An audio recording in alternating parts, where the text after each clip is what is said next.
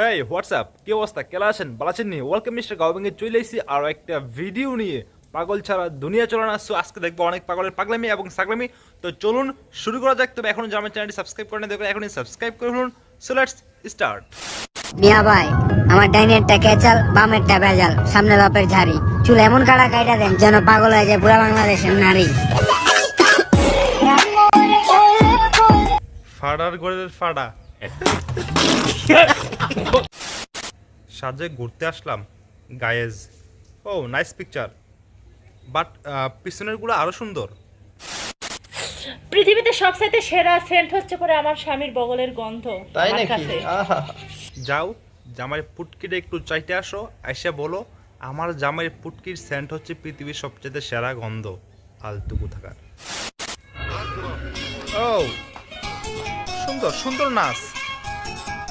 এই একটা মেয়ে দেখলাম আটা ময়দা সারা, একদম পিওর পিওর খাঁটি, একদম খাঁটি। Nice nice. ও দাদু একদম জোশে আছে, অনেক জোশ। গান শুনলে একদম শরীর কিচিমিচি করে। হাউন আঙ্কেলকে অনেক মিস করি আমরা, সত্যি 100% সত্যি কথা, একদম মিস করতেছি। যদি জনগণ পাইতো তাহলে অনেক আদর করতো। খুব গর্ভবতী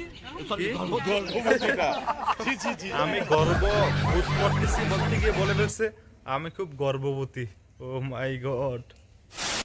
আমি জাপানি ভাষা বুঝি না, তার মানে এই না যে আমি কিছুই বুঝি না। আর গাইজ একটু মনোযোগ সহকারে দেখেন তাইলে কিন্তু বুঝতে পারবেন এগুলা কি বা কিরকম লাগতেছে।